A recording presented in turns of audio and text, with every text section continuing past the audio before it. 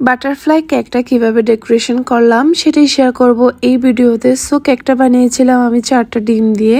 যাই হোক, এবার ট্রাম কোট করার পর কেকটাকে একদম মাঝখান থেকে কেটে নিলাম। এবার এক পাশের কেকটা আমি খুবই সাবধানে নিয়ে নিচ্ছি। আর এই ফার্স্ট টাইম আমি বাটারফ্লাই কেক বানিয়েছি, আমি কিন্তু অত বেশি পারদর্শী না, কাজটা কিন্তু খুবই সাবধানে করতে হয়।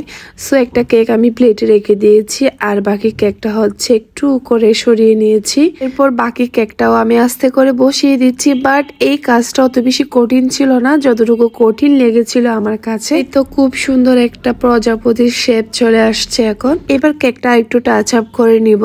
কেকটাকে আরেকটু বাটারফ্লাই এর মতো লাগার জন্য এবার আমি পাশ দিয়ে একটু কোনা করে ছোট করে কেটে নিচ্ছি।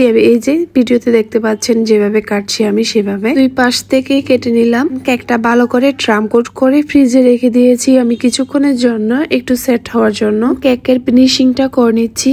আর এই বাটারফ্লাই কেকের ফিনিশিংটা করতে একটু ভেজাল হয়, বাট এগুলো সবকিছু হচ্ছে হাতের উপর।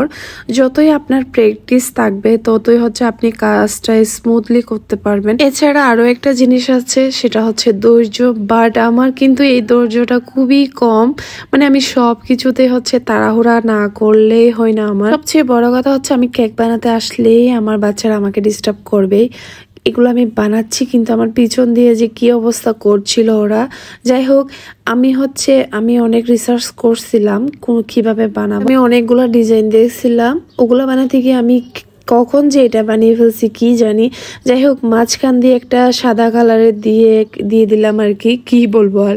সো এটাকে হচ্ছে 2 লেয়ারের দিয়েছি। উপর দিয়ে যেটা দিয়েছি সেটা একদম বাটারফ্লাই এর মতো করে। রিসেন্টলি আমার অরেঞ্জ কালারটা এত বেশি ফেভারিট হয়ে গিয়েছে আমি জানি না, এটা দেখলে আমার কেন জানি একটু বেশি খুশি লাগে আর কি।